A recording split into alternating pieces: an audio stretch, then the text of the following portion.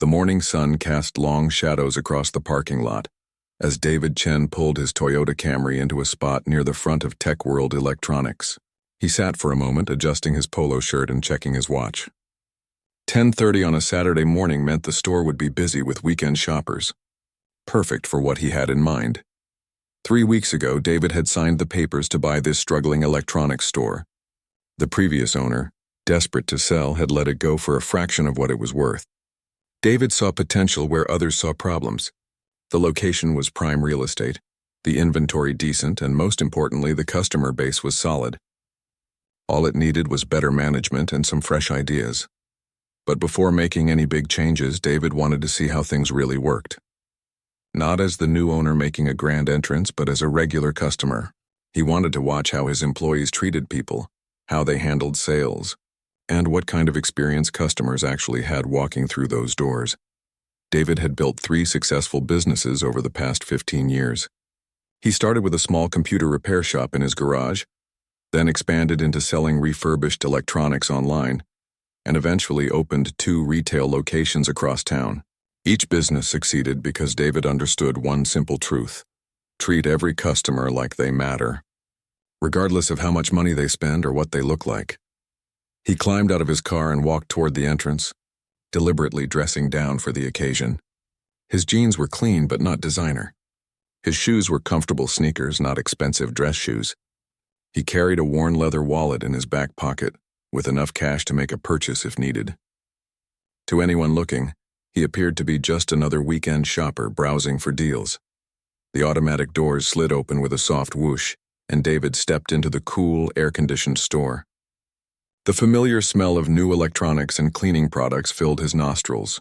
Rows of televisions flickered with demonstration videos, while tablets and smartphones gleamed under bright LED lights. The store was busier than he expected, with families clustered around gaming displays and couples comparing laptop specifications. David made his way slowly through the aisles, taking mental notes. The product displays looked good, though some shelves needed restocking. The floor was clean and most of the demonstration units were working properly. So far, the basics seemed covered. Near the back of the store, he paused at a display of high-end cameras. These were expensive pieces, professional models that cost several $1,000s each. David picked up one of the cameras, feeling its weight and examining the lens. He had actually been considering upgrading his photography equipment for his personal hobby, so his interest was genuine. "Those are pretty expensive, buddy." David looked up to see a tall man in his late 30s approaching. The employee wore a blue polo shirt with the Tech World logo and a name tag that read Kevin. His tone was casual, but something about his expression seemed dismissive. "I'm just looking," David replied with a friendly smile. "These are nice cameras." Kevin glanced at David's clothes, then at the camera in his hands. "Yeah, well, that particular model runs about $4,000. We've got some more affordable options over here if you're interested." Without waiting for a response, Kevin started walking toward a different display featuring much cheaper point-and-shoot cameras. David followed, curious to see where this would lead. "These are more popular with most folks," Kevin continued, gesturing toward cameras that cost less than $300. "Good quality for the price, and they're a lot easier on the budget." David nodded politely. "What makes you think I'm looking for something budget-friendly?" Kevin shrugged. "Just trying to help people find what works for them, you know? No point in showing someone a Ferrari when they need a Honda." The comparison stung, though David kept his expression neutral. He had heard comments like this before in his life. Assumptions made about what he could or couldn't afford based on appearance alone, but this was his store now, and Kevin was his employee. "I appreciate the help," David said carefully, "but I'm actually more interested in the professional models. Could you tell me about the features on that $4,000 camera?" Kevin's smile became strained. "Look, man, I'm not trying to be difficult here, but those cameras are serious equipment. Most people who buy them are professional photographers or really serious hobbyists. They're not really impulse purchases." "I understand that," David replied, "but I'd still like to know more about the specifications." Kevin sighed, clearly reluctant. "Fine, but don't blame me if you get sticker shock. That camera has a full-frame sensor, shoots 4K video, has image stabilization, weather sealing, and a bunch of other features that most people never use. Like I said, $4,000. David listened patiently as Kevin rattled off the specs with obvious reluctance. The employee's body language screamed that he considered this a waste of time. Other customers moved around them, some stopping to look at displays while others headed toward the checkout counter with their purchases. "What about warranty options?" David asked. "Extended warranty adds another few hundred," Kevin said quickly. "Look, maybe you should think about this for a while. These are big purchases. Why don't you go home, do some research online, and come back if you're really serious?" The dismissal was clear, though Kevin tried to soften it with a fake smile. David felt a familiar knot forming in his stomach, the same feeling he had experienced countless times throughout his life when people made assumptions about him based on his appearance, but this time was different. This wasn't just another store where he was a customer dealing with prejudiced service. This was his store, and Kevin was his employee, treating a customer, any customer, with obvious disrespect and condescension. David decided to push a little further. "Actually, I was wondering about bulk pricing. Do you offer discounts for multiple units?" Kevin's eyebrows shot up. "Bulk pricing? How many cameras are you thinking about buying?" "Maybe 6 or 8 for my business," David replied calmly. "Your business?" Kevin's tone carried clear skepticism. "What kind of business?" "Photography and video production," David answered, which wasn't entirely untrue. His businesses did require both for marketing and documentation purposes. Kevin looked David up and down again, his doubt obvious. "Right. Well, you'd have to talk to the manager about any bulk deals. But honestly, most businesses that buy this level of equipment work directly with our commercial sales team. They don't just walk in off the street." The conversation was interrupted by another customer approaching the camera display, a middle-aged white woman in expensive-looking clothes. Kevin immediately brightened and turned his attention to her. "Good morning. Can I help you find something today?" His tone was completely different, warm, professional, and enthusiastic. David watched as Kevin spent the next 10 minutes patiently explaining the same camera features he had reluctantly discussed moments before. The woman asked similar questions about warranties and pricing, but Kevin answered each one thoroughly and cheerfully. When she mentioned wanting to compare multiple models, Kevin eagerly began setting up a side-by-side demonstration. The contrast was stark and unmistakable. David had received reluctant service and clear attempts to steer him away from expensive items. This customer received the red carpet treatment for expressing the same level of interest in the same products. David stepped back from the display, his mind racing. In his years of business ownership, he had fired employees for exactly this kind of behavior. He believed deeply that every customer deserved equal treatment, regardless of age, race, gender, or how much money they appeared to have. But firing Kevin on the spot wouldn't solve the bigger problem. If Kevin felt comfortable treating customers this way, it likely meant this behavior was either ignored or enabled by management. David needed to understand how deep the problem went before deciding on the best solution. He pulled out his phone and pretended to check messages while actually observing Kevin continue his enthusiastic sales pitch to the other customer. Other employees moved around the store, and David began paying attention to their interactions with different customers as well.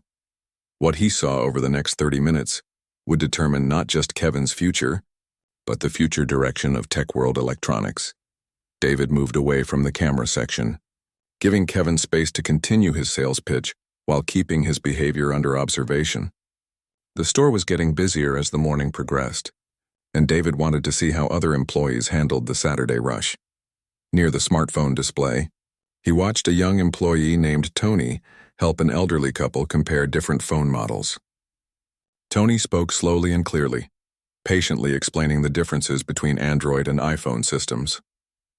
When the couple seemed overwhelmed by the technical details, Tony simplified his explanations and even wrote down key points on a piece of paper for them to reference later. "Take your time deciding," Tony told them kindly. "These phones will be with you for a couple of years, so you want to make sure you pick the right one." "I'll be right here if you have more questions," David smiled. This was exactly the kind of customer service he wanted to see.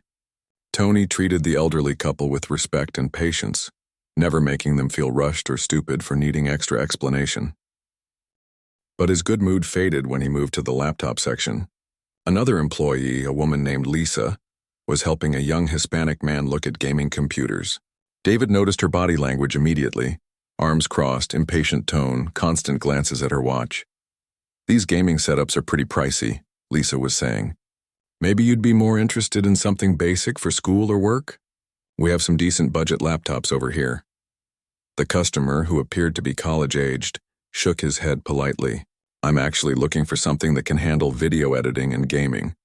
I saved up money from my part-time job specifically for this." Lisa's expression showed clear disbelief. "Video editing computers start around $2,000.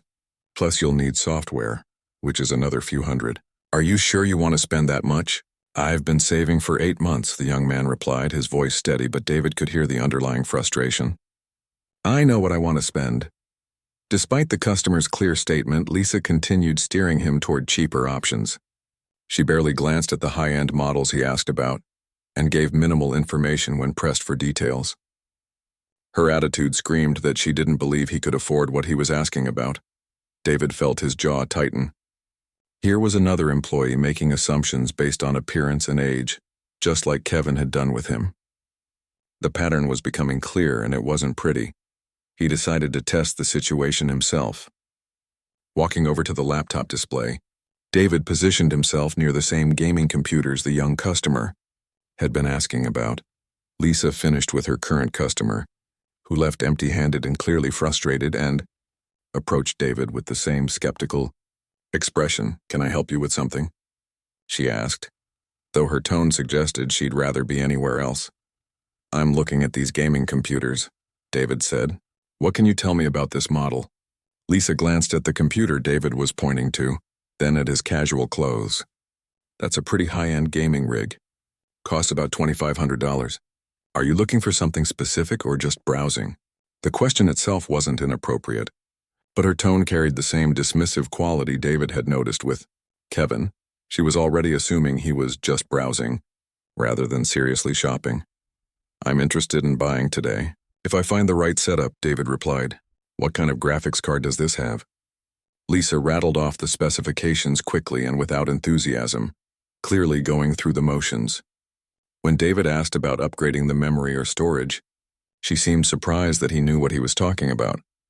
"You seem to know computers pretty well," she said, her tone slightly less dismissive. "I've built a few systems over the years," David replied truthfully. "What about warranty coverage for gaming computers?" "Same as all our computers. 1-year parts and labor with extended warranty options available." Lisa's answers remained brief and unhelpful. David watched her carefully. Unlike Tony, who had patiently explained every detail to the elderly couple, Lisa provided minimal information and showed no enthusiasm for making a sale. She seemed to be waiting for him to leave rather than trying to earn his business. "I'd like to compare this with a few other models," David said. "Could you show me what else you have in this price range?" Lisa sighed slightly. "These are pretty much the top gaming computers we carry. Everything else is going to be less powerful and cheaper." "That's fine. I'd still like to see the options." Reluctantly, Lisa began showing David other computers, but her explanations remained brief and uninterested. She checked her watch twice during their conversation and kept glancing toward other customers, who appeared more promising. David was taking mental notes about everything when he noticed Kevin approaching from the camera section. The other customer had apparently left without buying anything, and Kevin looked annoyed. "Lisa, you need to help that customer over in tablets," Kevin called out. "I'll take care of this gentleman." Lisa looked relieved to escape and hurried away. Kevin walked over with the same fake smile David had seen earlier. "Still shopping around, huh?" Kevin asked.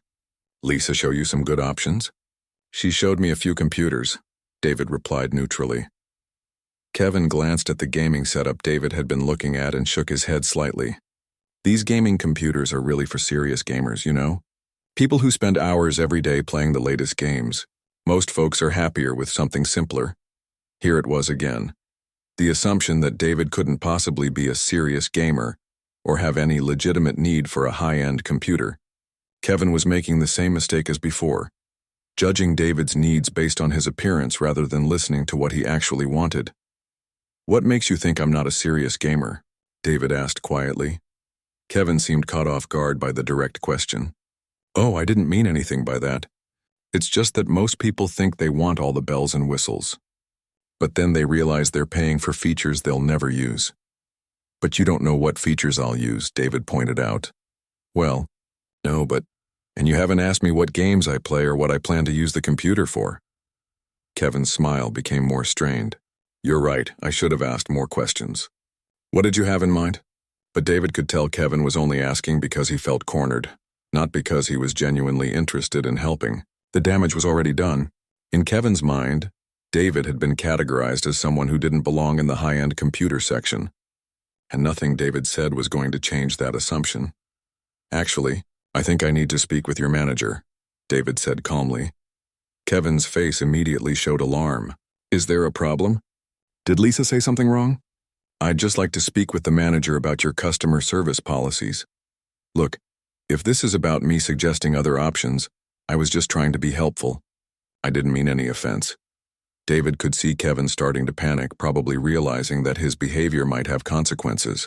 But the apology felt hollow, prompted by fear of getting in trouble rather than genuine understanding of what he had done wrong. Could you please get your manager? David repeated. Kevin hesitated, clearly not wanting to escalate the situation. The manager is pretty busy today. Maybe I could help resolve whatever the issue is? I'd prefer to speak with the manager. After another moment of hesitation, Kevin nodded reluctantly. Okay, let me go find him. Just wait here for a minute.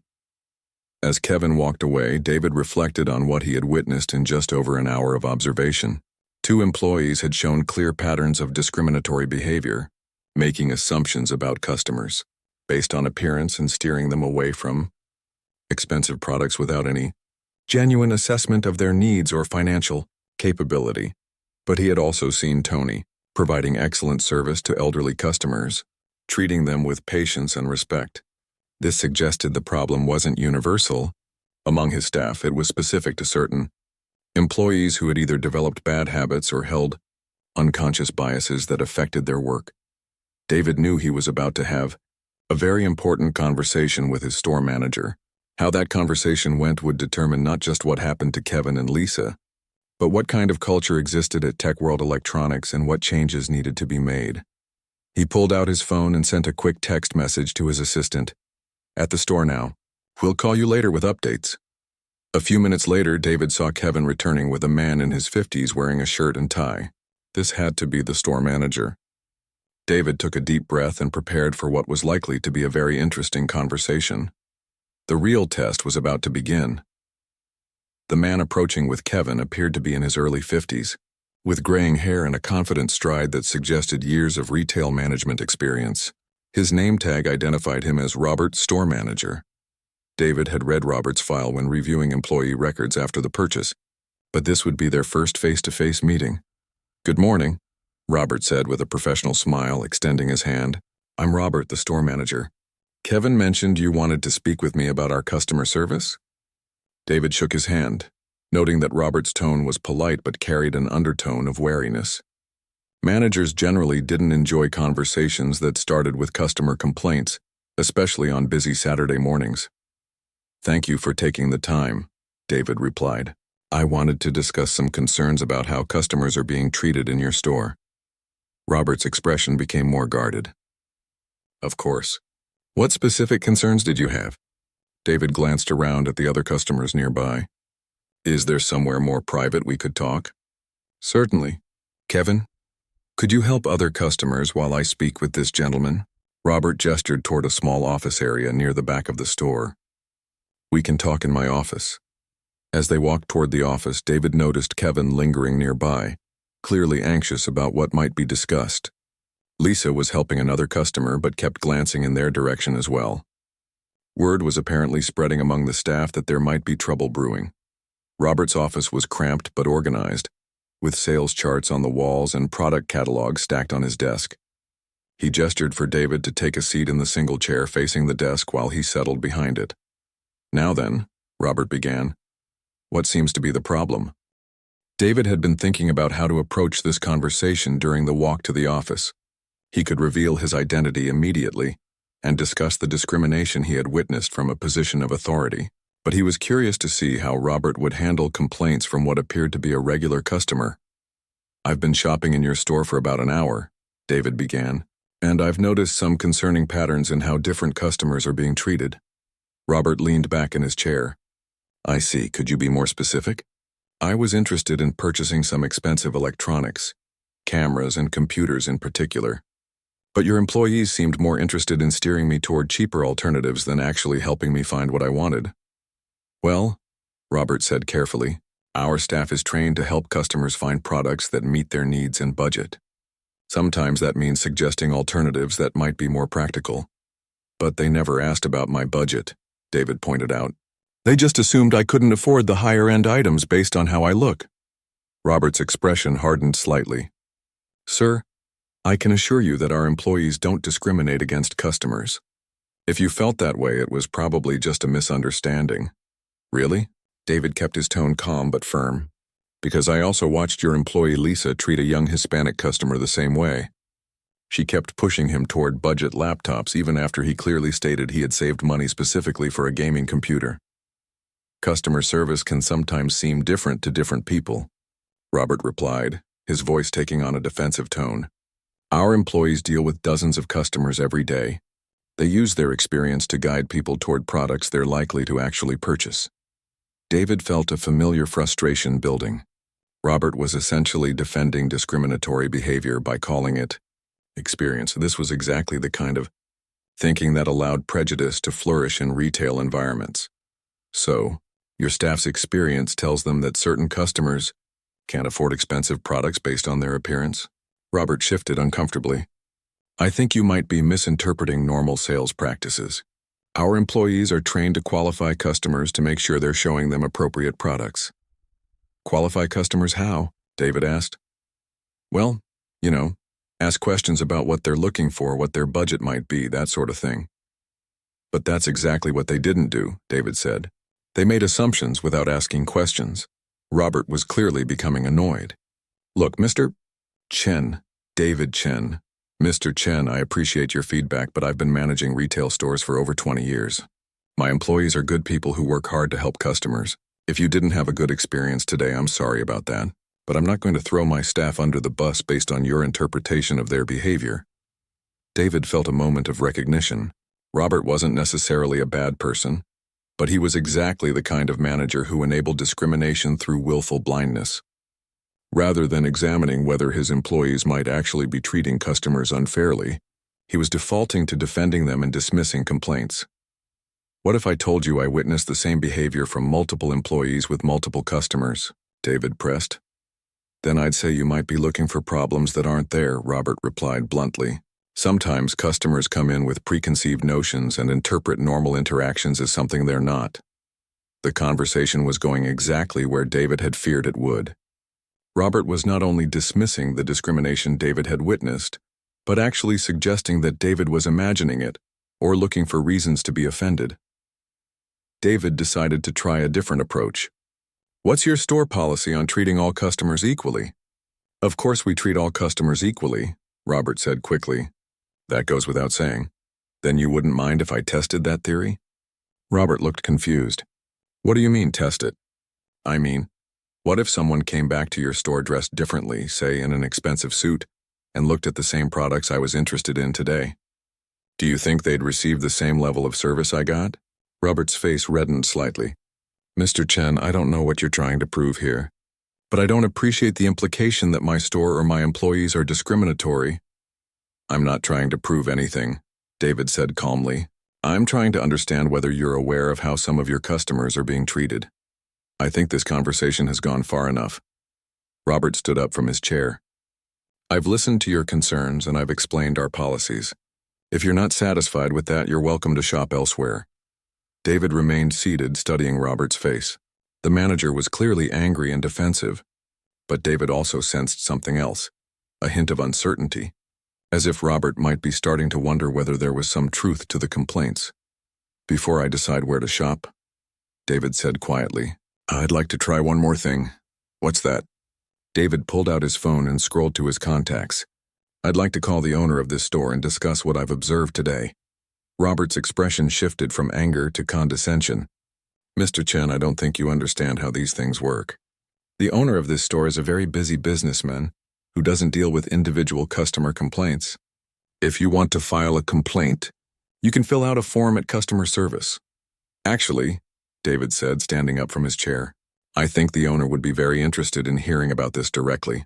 Look, you seem like a decent guy who had a bad experience. Why don't we just call it even? I'll talk to my staff about being more attentive to all customers, and you can give us another chance to earn your business. David appreciated that Robert was finally offering to address the issue, but the offer felt more like damage control than genuine commitment to change. And the fact that Robert had initially dismissed the complaints entirely suggested that any conversation with employees would likely be superficial. I appreciate the offer, David said, but I really do think the owner needs to know about this. Robert sighed heavily. Fine. You want to call the owner? Go ahead. But I'm telling you, he's not going to take your call, and even if he did, he's going to tell you the same thing I just told you. David smiled slightly. We'll see about that. He pressed a number on his phone and held it to his ear. After 2 rings, a voice answered. Hello, this is David. Hi, David, this is also David, he said into the phone, watching Robert's face carefully. I'm at the Tech World Electronics store right now, and I need to discuss some customer service issues with the manager. Robert's expression went from confident to confused, to alarmed in the span of about 5 seconds. Could you come to the manager's office, please? David continued into the phone. I think we need to have a conversation about how customers are being treated here. He ended the call and looked at Robert, whose face had gone pale. The owner will be right here, David said calmly. Robert's mouth opened and closed several times before he managed to speak. I don't understand. Who did you just call? David settled back into his chair. That was a very interesting conversation, Robert. Now we're going to have another one. Robert stared at David with a mixture of confusion and growing panic. I don't understand what just happened. Who did you call? David looked at Robert calmly. I called myself Robert. I'm David Chen, and as of 3 weeks ago, I'm the new owner of Tech World Electronics. The color drained completely from Robert's face. He gripped the edge of his desk as if he needed it for support. You're the owner? That's right. And for the past hour and a half, I've been observing how my employees treat customers. What I've seen is very concerning. Robert's mouth opened and closed several times. But you were dressed like... you looked like what, Robert? David's voice remained calm, but there was steel underneath. I looked like what? Robert realized he was about to say something that would make his situation much worse. I didn't expect... The previous owner said the new buyer was a businessman. I am a businessman. I own 3 other successful retail locations, but apparently in your mind, businessmen can only look a certain way. Robert slumped into his chair, the full weight of the situation finally hitting him. Mr. Chen, I had no idea. If I had known who you were, you would have treated me differently. David interrupted. That's exactly the problem, Robert.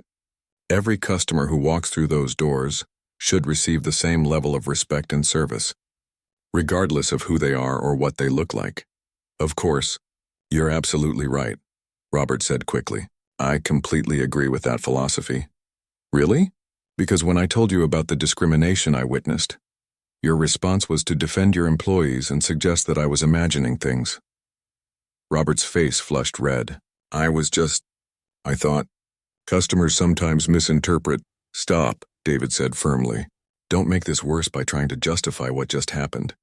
Let me tell you what I observed today, and you can decide whether your employees were providing appropriate customer service. For the next 10 minutes, David recounted his experiences with Kevin and Lisa in detail. He described how both employees steered him away from expensive items without asking about his needs or budget. He explained how he watched Lisa treat the young Hispanic customer with the same dismissive attitude. He outlined the clear differences in how Kevin treated him versus the well-dressed woman who approached the camera display later. Robert listened in silence, his expression growing more uncomfortable with each example. By the time David finished, the manager looked like he wanted to disappear into his chair. Now, David continued, when I brought these concerns to you as a customer, you immediately dismissed them. You didn't offer to investigate. You didn't ask for specific details about which employees were involved. You didn't express any concern that customers might be having negative experiences in your store.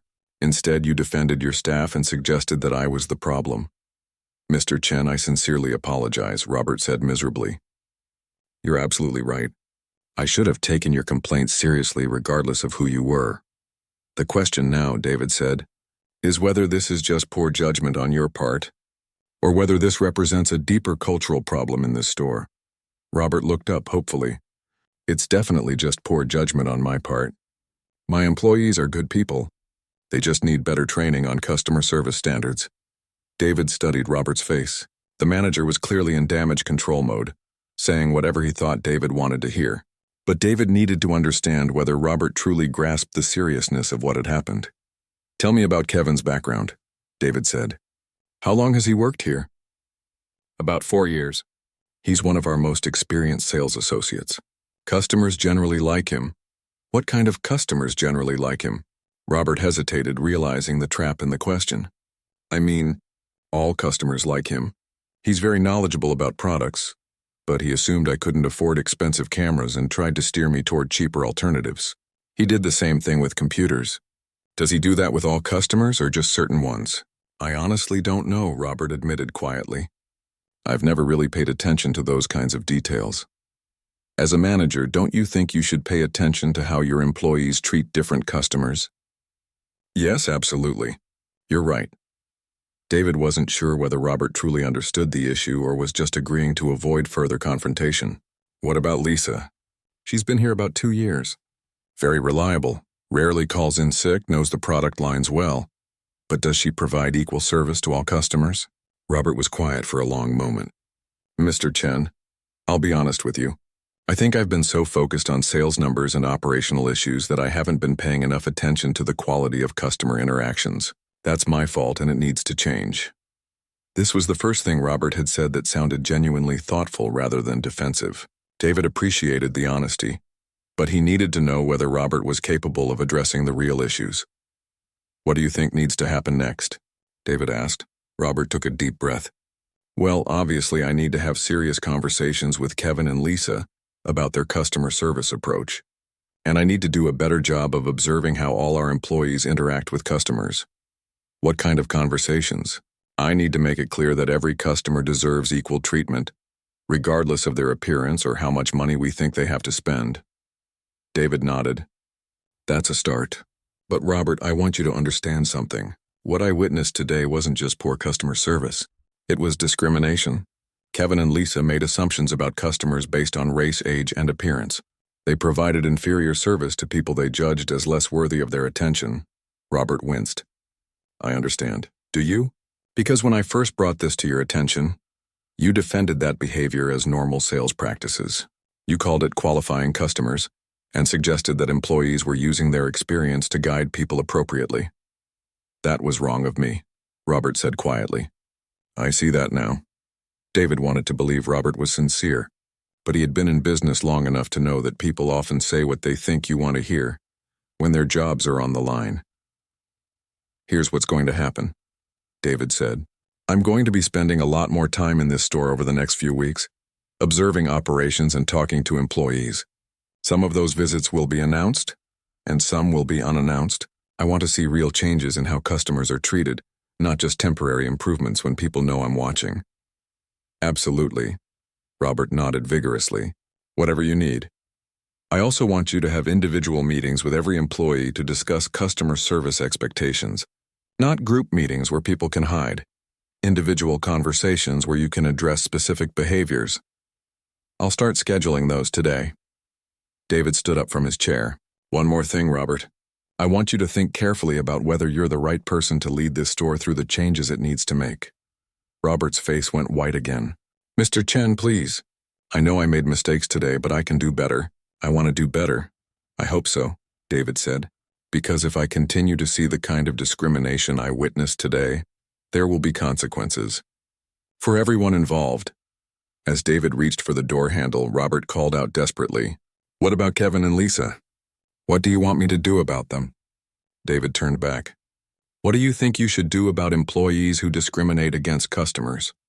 Robert looked trapped. I should discipline them.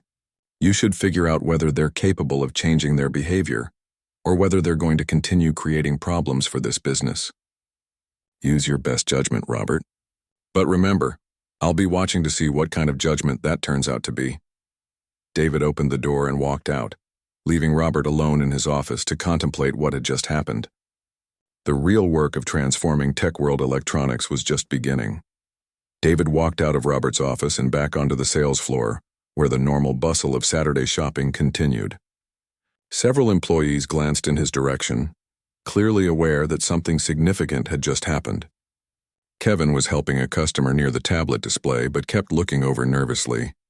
Lisa was at the checkout counter, but David could see her whispering urgently to another employee.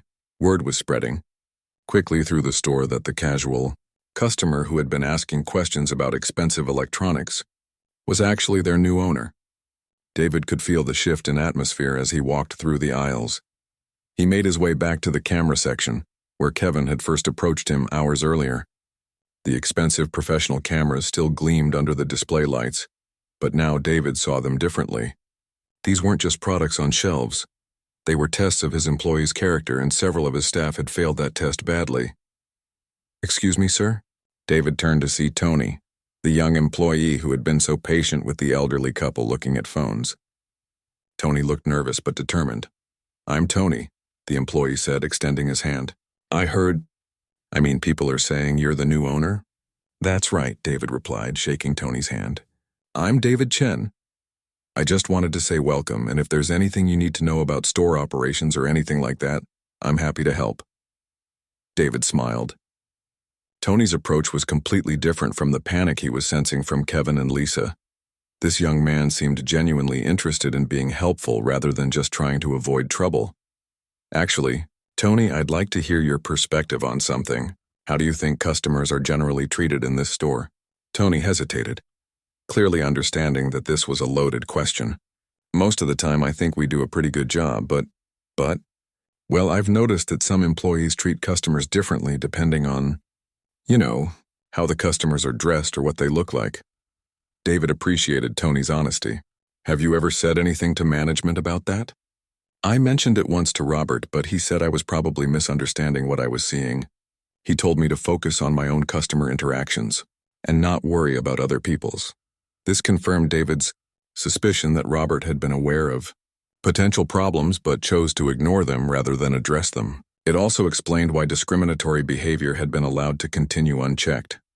"What would you do differently if you were in charge?" David asked. Tony thought for a moment. "I'd make it really clear that every customer gets the same level of service. And I'd probably have employees rotate through different sections so they get experience helping all kinds of people with all kinds of products." David was impressed by Tony's thoughtful response. This young man understood both the problem and potential solutions better than his manager did. "Tony, how long have you been working here?" "About 18 months. I started part-time while I was finishing college and then came on full-time after graduation. What's your long-term goal?" "Do you want to stay in retail?" "I'd like to move into management eventually. I really enjoy helping customers find what they need, and I think I could help other employees improve their customer service skills." David made a mental note about Tony. In his experience, the best managers were often promoted from the ranks of employees who naturally understood good customer service. Tony might be exactly the kind of person David needed in a leadership role. "I appreciate your honesty today," David told him. "Keep doing what you're doing with customers, and let's talk more soon about your career goals." Tony's face lit up. "Thank you, sir. I really appreciate that." As Tony walked away, David noticed Kevin approaching hesitantly. The older employee looked like he was walking to his own execution. "Mr. Chen?" Kevin's voice was barely above a whisper. Could I talk to you for a minute?" David nodded and gestured toward a quieter area near the store entrance. "I know I messed up today," Kevin began, not making eye contact. "I had no idea who you were, but that's not an excuse. I should have treated you better. Kevin, let me ask you something. If you hadn't found out I was the owner, would you think you had done anything wrong?" Kevin was quiet for a long moment. "Honestly, probably not. I thought I was just doing my job, helping customers find products they could actually afford." "And how did you decide what I could afford?" Another long pause. "I guess I looked at how you were dressed and made assumptions." "What kind of assumptions?" Kevin looked uncomfortable but continued. "I assumed you probably didn't have a lot of money to spend on expensive electronics." "Based on what?" Based on your clothes, your car, the way you looked around the store, I thought you were probably just browsing, not seriously shopping. David appreciated Kevin's honesty, even though the answers were disturbing. Kevin, do you realize that what you just described is discrimination? Kevin's face flushed. I never thought of it that way. I was just trying to be helpful, to save people from looking at things they couldn't buy. But you never asked me what my budget was. You never asked what I was looking for or what my needs were. You just made judgments based on my appearance. You're right, Kevin said quietly. That was wrong. What about other customers? Do you treat everyone the same way? Kevin was clearly struggling with the question. I try to treat everyone well, but I guess I do approach people differently depending on things. What kinds of things? How they're dressed, what kind of car they drive, whether they seem to know about the products they're looking at. Things like that. David felt a mix of frustration and sadness. Kevin seemed genuinely unaware that his behavior was problematic, which suggested that this kind of discrimination had become so normalized in the store that employees didn't even recognize it. Kevin, I need you to understand something. When you treat customers differently based on their appearance, you're not just providing poor customer service. You're potentially costing this business thousands of dollars in lost sales. Kevin looked up sharply. What do you mean? I mean that the customer you assume can't afford a $4,000 camera might actually be planning to buy 6 of them. The young man looking at gaming computers might have saved up money for months specifically for that purchase. When you steer them away from what they want, you lose those sales. The business argument seemed to resonate with Kevin in a way that moral arguments hadn't. David could see him thinking through the implications. I never thought about it that way, Kevin admitted. Beyond the business impact, though, you need to understand that treating people differently based on how they look is simply wrong. Every customer deserves the same level of respect and service. Kevin nodded slowly. I get that now. What can I do to fix this? David studied Kevin's face, trying to determine whether his apparent remorse was genuine or just self-preservation. That depends on whether you're truly willing to change your approach to customer service. I am, Kevin said quickly. I want to do better. Then here's what's going to happen. You're going to spend the next week shadowing Tony and watching how he treats all customers equally. You're going to practice asking customers about their needs instead of making assumptions about their budgets. And I'm going to be checking in regularly to see how you're doing. Okay, I can do that. Kevin, I want to be clear about something. This is your opportunity to show that you can change. If I see you treating customers differently based on their appearance again, your employment here will be terminated immediately. Do you understand? Kevin's face went pale, but he nodded. I understand. As Kevin walked away, David reflected on the conversation. He wasn't entirely convinced that Kevin truly understood the deeper issues involved, but the employee seemed willing to try to change his behavior. Whether that would be enough remained to be seen. David spent another hour in the store observing interactions and talking briefly with other employees.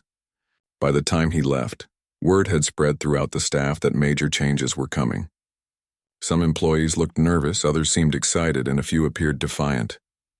As David walked to his car, he thought about the challenges ahead. Changing a store's culture wasn't something that happened overnight. It would require consistent attention, clear expectations, proper training, and probably some difficult personnel decisions. But David had built successful businesses before, by focusing on treating customers fairly and respectfully. If Tech World Electronics was going to thrive under his ownership, it would need to embrace those same values. The transformation of Tech World Electronics had begun. Only time would tell whether employees like Kevin and Robert were capable of changing, or whether David would need to build his team with people, like Tony, who already understood what good customer service looked like. One thing was certain: no customer would ever again be judged or discriminated against in his store without consequences. David was determined to make sure of that.